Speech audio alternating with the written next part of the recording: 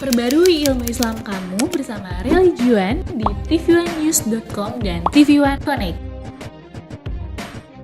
Assalamualaikum warahmatullahi wabarakatuh. Alhamdulillah wassalatu wassalamu ala Rasulillah Sayyidina Muhammad ibn Abdillah wa ala alihi wa ashabihi wa mawala amma ba'du.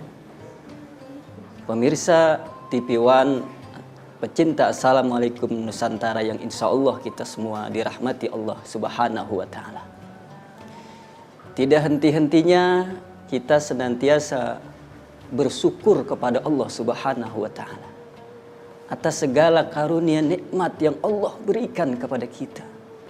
Di antaranya nikmat iman dan Islam, nikmat sehat walafiat dan panjang umur, sehingga di waktu yang penuh dengan berkah ini kita mampu menghirup, mampu menggunakan nikmat Allah dengan sebaik-baiknya. Mudah-mudahan kita termasuk hamba yang senantiasa bersyukur kepada Allah Subhanahu wa Ta'ala. Pemirsa TV One Assalamualaikum Nusantara yang insya Allah kita semua dirahmati Allah. Di dalam kitab Nasaihul Ibad, Syekh Muhammad Nawawi Tanahara Al-Bantani, beliau adalah ulama besar Banten. Beliau mengarang satu kitab Nasaihul Ibad. Di dalam kitab itu, kitab yang masyhur di kalangan para kiai dan santri. Beliau mencantumkan satu ketika Ibnu Abbas radhiyallahu anhu. Abdullah bin Abbas pernah ditanya, "Ma khairul ayyam? Wa ma khairus suhur? Wa ma khairul a'mal?" Wahai Ibnu Abbas, hari apa yang paling baik? Bulan apa yang paling baik? Dan amalan apa yang paling baik? Tanpa ragu-ragu, dengan yakin Ibnu Abbas menjawab, "Wa khairul ayyam yaumul jum'ah." Hari yang paling baik adalah hari Jum'ah. Di mana di hari itu Allah Subhanahu wa Ta'ala berikan kepada umat Nabi Muhammad sallallahu alaihi wasallam sebagai sayyidul ayyam. Dan hari Jumat juga mempunyai amalan-amalan khusus. Kita disunahkan membaca surat Al-Kahfi. Bahkan mandinya pun mendapatkan kesunahan dari Allah. Bahkan dalam hadis yang sahih, di hari Jumat memiliki keistimewaan yang luar biasa. Ada satu waktu ketika kita memohon kepada Allah di hari itu, bertepatan dengan waktu itu, la yas'alullaha illa istajaba. Tidaklah seorang hamba meminta kepada Allah, melainkan Allah mengijabah segala semua doanya. Tanpa ragu dan dengan keyakinannya, Ibnu Abbas menjawab, hari yang paling baik adalah hari Jumat. Lalu bulan apa yang paling baik? Wa khairus suhur sahrul Ramadan. Bulan yang paling baik adalah bulan suci Ramadan. Bulan itu di mana Allah turunkan Al-Quran. Syahrul Ramadan alladzi unzila fihil Quran. Bulan suci Ramadan, bulan di mana diturunkan Al-Quran. Al-Quran adalah pedoman dan petunjuk bagi manusia. Dan di bulan suci Ramadan Allah turunkan satu malam. Malam 1000 bulan. Itulah malam Lailatul Qadar. Lailatul Qadri khairun min alfi syahr. Malam Lailatul Qadar adalah malam ketika kita beribadah. Khairun min alfi syahr. Lebih baik dibandingkan dengan 1000 bulan. Malam Lailatul Qadar itu berada di bulan suci Ramadan. Bulan suci Ramadan di mana amal ibadah sunnah kita dihitung oleh Allah menjadi amalan wajib. Di bulan itu di mana amalan wajib dilipat gandakan pahalanya oleh Allah. Bahkan di bulan suci Ramadan dosa-dosa kita diampunin oleh Allah. Amal ibadah diterima, kebaikan dilipat gandakan oleh Allah Subhanahu wa Ta'ala. Itulah kenapa Ibnu Abbas menjawab, bulan yang paling baik adalah bulan suci Ramadan. Lalu amalan apa yang paling baik wahai Ibnu Abbas? Ibnu Abbas menjawab, wa khairul a'mal as-salawatul khams liwaqtiha. Amalan yang paling baik adalah salat 5 waktu tepat pada waktunya. Tidak ada yang lebih baik dalam kehidupan kita, dalam aktivitas kita. Apapun jabatan, pangkat, dan kedudukan kita, sesibuk apapun kita dalam menjalani kehidupan ini, ketika kita mampu meninggalkan ketika panggilan Allah datang. Allahu Akbar, Allahu Akbar, hayya 'alas shalah. Kita lagi sibuk tanda tangan, kita tinggal. Kita lagi sibuk memegang pekerjaan, kita tinggalkan. Sibuk dengan urusan dunia, kita tinggalkan karena kita tahu di situ ada panggilan Allah Subhanahu wa taala. Bahkan Rasul sallallahu alaihi wasallam dalam hadis sahih, beliau bersabda, amalan yang paling utama, afdhalul a'mal as-salatul khams liwaqtiha. Rawahul Bukhari. Amalan yang paling utama adalah salat 5 waktu. Masih banyak kita merasa diri kita Islam, lahir dengan keturunan yang Islam, KTP kita Islam, tapi kita tidak pernah mengabaikan kewajiban, yakni melaksanakan salat 5 waktu. Bahkan salat ini menentukan baik dan buruknya amal yang lain. Ketika salat seseorang itu baik, maka baik pula seluruh amalnya. Ketika salat seseorang itu tidak baik, buruk, maka buruk pula seluruh amalnya. Bahkan besok di hari kiamat, kita akan dihisab. Awwalu ma yuhasabu bihil abdu yaumal qiyamah as-shalah. Pertama manusia dihisab di hari kiamat adalah bagaimana tentang sholatnya. Sehingga dikisahkan dalam kitab Kabair, kitab yang ditulis oleh Al-Imam Az-Zahabi, beliau mengkisahkan ada saudara seorang orang-orang terdahulu, ketika saudara perempuannya meninggal dunia, lalu ia ikut ke kuburan. Secara tidak langsung, pasakoto pihi malun, pasakoto pihi kaisun pihi malun. Lalu kantong uangnya, kalau bahasa kita kantong konjen. Dia lagi ikut ke kuburan, dia menggali, jatuh. Dengan tenang dia kembali ke rumah. Ketika sampai di rumah, dia baru ingat, kemana itu kantong uang saya.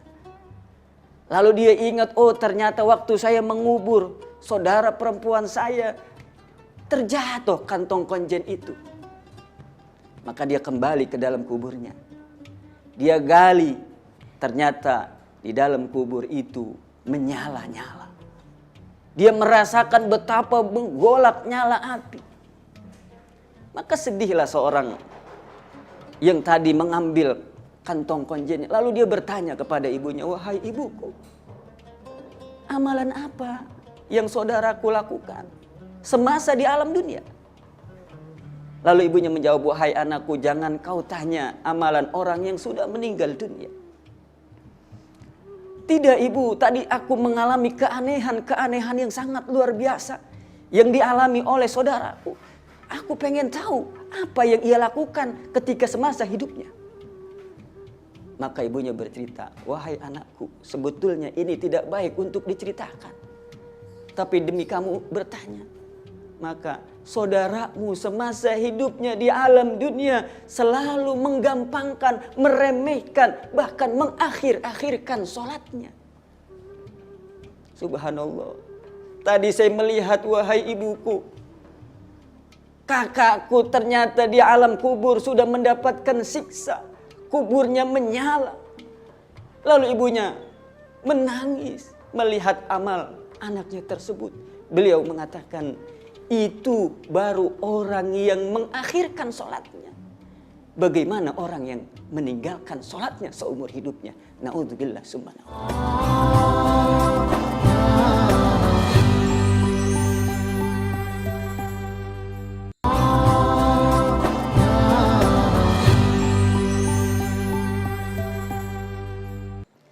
Amalan yang paling baik adalah sholat 5 waktu di awal waktu. Maka Ibnu Abbas menjawab dengan konkret dan jelas. Hari yang paling baik hari Jumat. Bulan yang paling baik bulan suci Ramadan. Amalan yang paling baik sholat 5 waktu tepat pada waktunya. Maka terdengarlah jawaban ini kepada Sayyidina Ali karramallahu wajhah. Maka kebetulan Ibnu Abbas meninggal dunia pada hari Jumat. Maka Sayyidina Ali mendengar jawaban itu. Apa kata Sayyidina Ali? Lau su'ilal ulama wal hukama wal fuqaha la ajabu bimisli ma ajaba bihi Ibnu Abbas. Seandainya saja para ulama dan para ahli hukum, para ahli fikih ditanya tentang hari apa yang paling baik, bulan apa yang paling baik, amalan apa yang paling baik, la ajabu bimisli ma ajaba bihi Ibnu Abbas. Niscaya mereka seluruh ulama, seluruh hukama, seluruh ahli fikih, mereka akan menjawab sama seperti jawaban Ibnu Abbas. Hari yang paling baik hari Jumat, bulan yang paling baik bulan suci Ramadan, amalan yang paling baik adalah sholat 5 waktu tepat pada waktunya. Hadirin pemirsa TV One yang insya Allah dirahmati Allah. Lalu apa kata Sayyidina Ali? Illa anni aqul, kecuali aku akan menjawab dengan jawaban yang berbeda. Wa khairul a'mal ma yaqbalullahu ta'ala minka. Inna khairul a'mal ma yaqbalullahu ta'ala minka. Sawa'un kanat qalilatan aw katsira. Kata Sayyidina Ali, amalan yang paling baik bukan orang yang sholat 5 waktu tepat pada waktunya, bukan. Karena mungkin masih banyak orang yang rajin sholat tapi perilakunya masih suka menggibah. Kadang-kadang dia rajin sholat masih takabur, ada sifat sombong dalam hatinya, sehingga dia meremehkan orang-orang yang belum sholat. Kadang-kadang sholatnya rajin tapi masih ngomongin orang jalan terus. Kata Sayyidina Ali, amalan yang paling baik itulah amalan yang diterima oleh Allah Subhanahu wa taala. Sawa'un kanat qalilatan aw katsira. Apakah amal itu baik? Apakah amal itu banyak atau sedikit? Amal yang diterima oleh Allah itulah amalan yang terbaik yang kita lakukan. Tentunya agar amal kita bisa diterima, memiliki berbagai macam kiat-kiat. Sehingga manusia diciptakan oleh Allah liyabluwakum ayyukum ahsanu amala. Allah menguji coba agar kita, siapa yang paling baik amalnya, dia yang diterima oleh Allah Subhanahu wa taala. Amalan yang diterima adalah diantaranya orang yang benar-benar ikhlas beribadah kepada Allah. Wa khairus suhur, dan sebaik-baiknya bulan adalah bukan bulan suci Ramadan. Walaupun di dalam bulan suci Ramadan berbagai macam kemuliaan yang diturunkan oleh Allah kepada umat Nabi Muhammad. Di bulan suci Ramadan dosa-dosa umat Nabi Muhammad diampunin oleh Allah. Di bulan suci Ramadan Allah turunkan Al-Quran. Di bulan suci Ramadan ada satu malam yang ketika kita beribadah pada malam itu lebih baik pahalanya dibandingkan dengan kita ibadah 1000 bulan. Bukan bulan suci Ramadan, masih banyak umat Nabi Muhammad ketika di dalam bulan suci Ramadan mereka tidak berpuasa. Mohon maaf para hadirin rahimakumullah. Pemirsa TV One yang dirahmati Allah. Karena memang puasa itu dipanggil oleh Allah bagi orang yang beriman.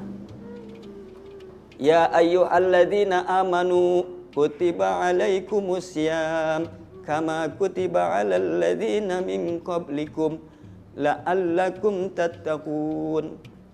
Wahai orang-orang yang beriman, diwajibkan atas kamu berpuasa. Kita lihat fenomena yang ada. Masih banyak orang yang tidak berpuasa. Masih banyak orang yang tidak menjalankan perintah Allah di bulan suci Ramadan. dia tidak mampu mengendalikan amarahnya. Dia tidak mampu menjalankan perintah Allah. Baik puasa di siang hari ataupun qiyamul lail, ibadah di malam hari. Masih banyak orang yang ketika datang bulan suci Ramadan masih pelit, bakhil, kikir. Apalah artinya Ramadan kalau sifat bakhil, sifat kikir, sifat pelit, sifat tidak peduli kepada sesama manusia masih melekat di dalam dirinya. Itulah kata Sayyidina Ali, sebaik-baiknya bulan adalah mata tubuh fihi ilallah taubatan nasuha. Sebaik-baiknya bulan adalah di mana di bulan itu kita bertaubat kepada Allah. Dengan taubatan nasuha. Dengan sebenar-benarnya kita bertobat. Banyak kesalahan dan dosa yang pernah kita lakukan. Tentunya setiap kita pasti punya salah dan dosa. Bisa jadi saya yang berbicara pada saat ini lebih banyak dosa daripada pemirsa yang ada di rumah. Kullu bani Adam khata'un. Rasul SAW bersabda dalam hadisnya, kullu bani Adam khata'un wa khairul khata'at tawwabun. Setiap manusia, setiap anak-anak Adam, mereka punya salah dan dosa. Wa khairul khata'at tawwabun. Dan sebaik-baiknya orang yang bersalah, dia yang senantiasa bertaubat kepada Allah Subhanahu wa taala. Tapi bukan taubat sambel. Tapi bukan taubat main-main. Dialah orang yang senantiasa taubatan nasuha. Taubat yang sebenar-benarnya bertaubat kepada Allah. Sungguh-sungguh. Ibnu Abbas mengatakan taubat nasuha itu an-nadmu bil qalbi. Menyesali di dalam hati. Mesti ada penyesalan dalam hati. Kita pernah berzina. Kita pernah berzudi. Kita pernah makan riba. Kita pernah menzolimi orang lain. Orang-orang yang bertobat, dia mesti menyesali dalam hatinya. Lalu apa? Wal istighfar bil lisan. Lalu dia banyak beristighfar di lisannya. Astaghfirullahaladzim. Astaghfirullahaladzim. Astaghfirullahaladzim. Bahkan ada istighfar Sayyidul Ayyam. Astaghfirullahaladzim. La ilaha illa anta rabbi. Allahumma anta rabbi la ilaha illa anta khalaqtani. Wa ana abduka wa ana ala ahdika. Wa wa'dika mastata'tu. A'udzubika min syarri ma sana'tu. Abu'u laka bi ni'matika alayya. Wa abu'u bi dzambi. Faghfirli fa innahu la yaghfiru dzunuba illa anta. Pemirsa, ini adalah Sayyidul Istighfar. Bagi kita orang-orang yang bertobat, hendaklah kita baca. Siapa orang yang membaca Sayyidul Istighfar? Allahumma anta rabbi la ilaha illa anta khalaqtani. Ya Allah, engkau adalah Rabbku. La ilaha illa anta khalaqtani. Tidak ada Tuhan melainkan engkau ya Allah. Engkau yang telah menciptakan aku. Maka kalau dia baca malam hari, seandainya pada malam itu dicabut nyawanya, kata Rasul, dia dalam keadaan husnul khatimah. Taubat nasuha adalah yang pertama, an-nadbu bil qalbi. Menyesali dalam hatinya atas segala kesalahan dan perbuatan dosa. Wal istighfar bil lisan. Lalu dia membaca istighfar dengan lisannya. Wal iqla bil badan. Menjauhi perbuatan maksiat itu. Dia tidak mau dekat, tidak mau lagi mengulanginya. Wal idmar alla yauda ila ma nahallahu anhu. Dan taubat nasuha adalah dia mempunyai keyakinan yang kuat. Punya cita-cita yang kuat. Dia tidak ingin mengulanginya kembali. Inilah yang disebut dengan taubatan nasuha. Bukan sekarang dia taubat, sekarang dia beristighfar, tapi besok dia kerjakan kembali. Ini bukan taubat nasuha, tapi ini adalah taubat sambel. Dia kerjakan, dia beristighfar, dia bertaubat, tapi dia ulangi kembali. Itulah yang kata Rasul, al-mustahji bi rabbi, at-taib minadz-dzambi wa huwal musiru anil ma'asi, kal mustahji bi rabbi. Orang-orang yang bertaubat tapi dia tetap melaksanakan maksiat, sama seperti dia mengejek Tuhannya. Beda dengan orang-orang yang bertaubat dengan taubatan nasuha. At-taibu minadz dzambi kama la dzambala. Orang-orang yang bertaubat sama seperti dia tidak memiliki dosa. Karena istighfar menggugurkan dosa dan kesalahan. La kabirota ma'al istighfar. La sogirota ma'al israr. Wala kabirota ma'al istighfar.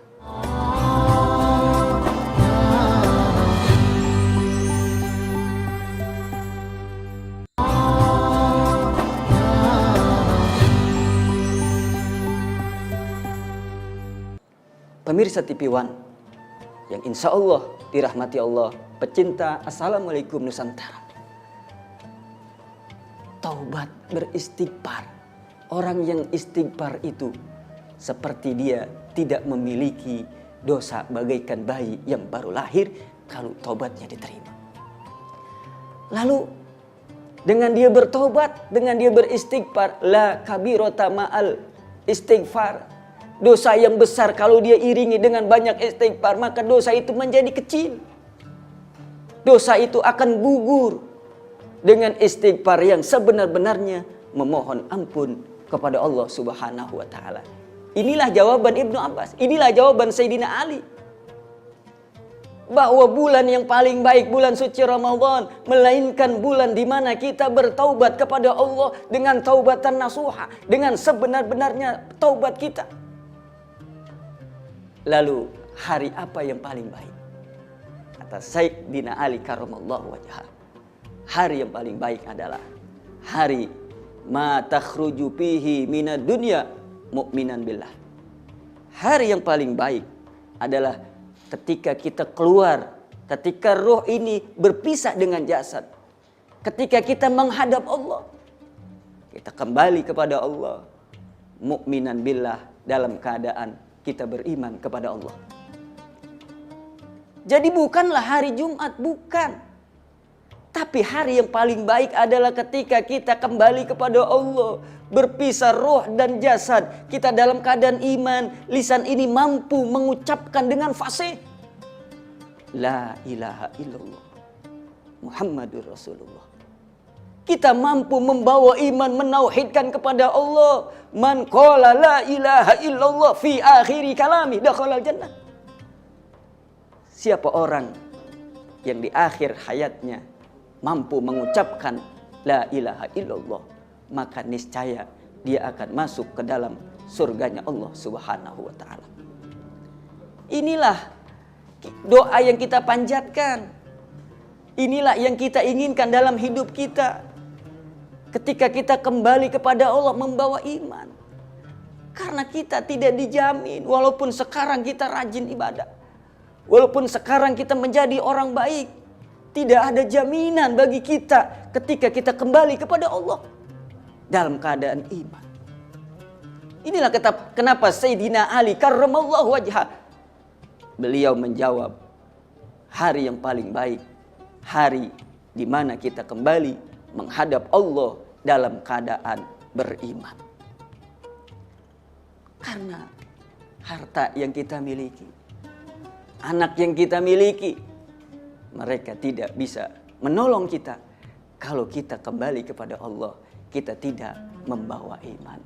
Itulah pesan kenapa Allah Subhanahu wa taala ingatkan kita wala tamutunna illa wa antum muslimun. Dan janganlah sekali-kali kamu mati melainkan dalam keadaan Islam dan iman. Pemirsa TV One, pencinta Assalamualaikum Nusantara yang dirahmati Allah Subhanahu wa taala. Bahwasanya ada perbedaan dalam menjawab hari apa yang paling baik, bulan apa yang paling baik, amalan apa yang paling baik. Maka ada berbeda. Di sini kita bisa mengambil hikmah. Dua sahabat besar, Ibnu Abbas menjawab hari yang paling baik hari Jumat, bulan yang paling baik bulan suci Ramadan, amalan yang paling baik sholat 5 waktu tepat pada waktunya. Tapi Ibnu Abbas menjawab dengan jawaban yang berbeda. Hari yang paling baik di mana kita kembali kepada Allah dalam keadaan iman, bertauhid kepada Allah. Amalan yang paling baik, amalan yang diterima. Bulan yang paling baik adalah bulan di mana ketika kita bertaubat kepada Allah dengan taubatan nasuha. Ternyata ada jawaban yang berbeda. Dua sahabat besar sama-sama dijamin oleh Rasul masuk ke dalam surga. Apa hikmah, pelajaran yang dapat kita ambil dari asar ini? Ternyata hidup ini kita tidak perlu menyalahkan orang lain. Ternyata kita harus bijak dalam mengambil kesimpulan dalam perbedaan. Belajar dari dua perbedaan ini, ternyata Ibnu Abbas tidak menyalahkan Sayyidina Ali, tidak menyalahkan Ibnu Abbas. Melainkan berbeda pendapat, tapi satu tujuan. Ternyata Ibnu Abbas menjawab dengan syariat, dengan amalan zahir. Bahkan semua pun meyakini bahwa tidak ada yang mampu mendebat, tidak ada yang mampu menyalahkan jawaban Ibnu Abbas. Tapi Sayyidina Ali karramallahu wajhah, sahabat Rasul, khalifah, dijamin masuk surga. Dia menjawab dengan makna hakikat. Pada hakikatnya, amalan yang paling baik adalah amalan yang diterima oleh Allah Subhanahu wa taala. Lalu kalau kita gabungkan menjadi satu, lebih mulia dan lebih indah. Amalan yang paling baik adalah amalan yang diterima oleh Allah. Apalagi sholat kita 5 waktu tepat pada waktunya diterima oleh Allah Subhanahu wa taala. Apalagi taubat kita di bulan suci Ramadan, taubatan nasuha, diterima oleh Allah Subhanahu wa taala. Apalagi hari yang paling baik di hari itu, ketika dicabut nyawa kita, di hari yang penuh dengan keberkahan itu, hari Jumat, Sayyidul Ayyam, hari di mana penghulunya para hari, kita kembali kepada Allah dalam keadaan husnul khatimah. Belajar. Jangan pernah saling menyalahkan. Kadang-kadang kita merasa hebat. Kita merasa pintar sendiri. Ilmu kita kadang-kadang belum seberapa, lalu kita fanatik, berani menyalahkan orang lain. Itu nggak benar, itu salah. Rombongan kamilah yang paling benar. Coba kita belajar dari asar sahabat.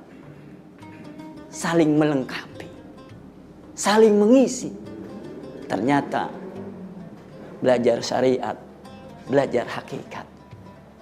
Syariat tanpa hakikat tidak akan sempurna. Pemirsa TV One, pecinta Assalamualaikum Nusantara, yang insya Allah kita semua dirahmati Allah Subhanahu wa taala. Bersyukurlah kita kalau di pagi yang penuh berkah ini, kita masih diberikan kesempatan oleh Allah menghirup udara.